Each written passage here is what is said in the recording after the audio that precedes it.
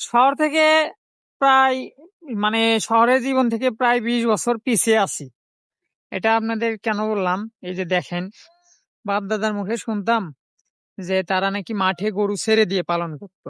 হ্যাঁ, এটাও গরু ছেড়ে দিয়ে, এটাও হয়তো সিজনে, মানে যখন ধান কাটার পর কৃষকরা তাদের গরু এইভাবে ছেড়ে দিয়ে খাওয়াচ্ছে।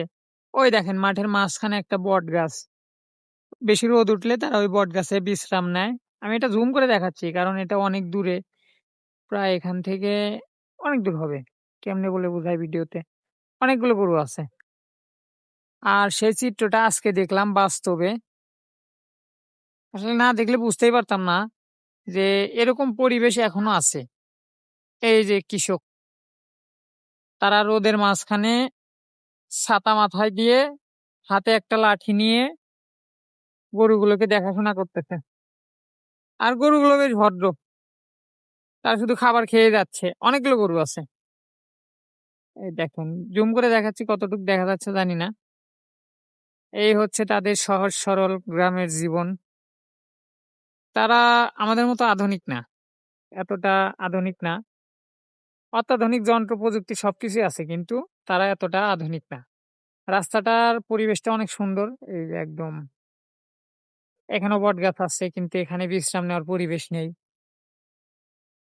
গাছে দেখাচ্ছি, গাছে পাখির বাসা, পাখির কিচিরমিচির।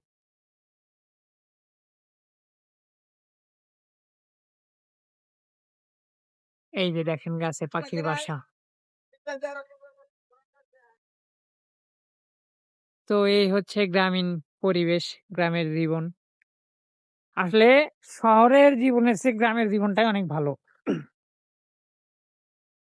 কোনো প্যারা নাই, সারাদিন চাষবাস, নিজের দৈনন্দিন জীবনের কাজ, আর দিন শেষে বাসায় ফিরে যাওয়া। এই, তাদের তেমন একটা কোনো চাহিদা নেই, আমাদের মতো বিলাসবহুল জীবন বা ওরকম কোনো চাহিদা নেই। তারা সহজ সরল জীবন পছন্দ করে। হয়তো নতুন হিসেবে ভিডিওতে ভয়েস দিতে সমস্যা হচ্ছে, তো ভুল ত্রুটি কমেন্টে জানিয়ে দিবেন, সংশোধন করার চেষ্টা করব। এখানে এখনো যে বাংলাদেশে এরকম অনেক ফসল চাষ হয়, গ্রামে না আসলে বোঝাই যায় না। এগুলো সম্পূর্ণ ধানের মাঠ, মাঝে মাঝে ভুট্টাও চাষ করছে। আবার এখানে মাঝখানে আছে পুকুর খুঁড়ছে, পুকুরের চতুর্পাশে কলা গাছ লাগাইছে।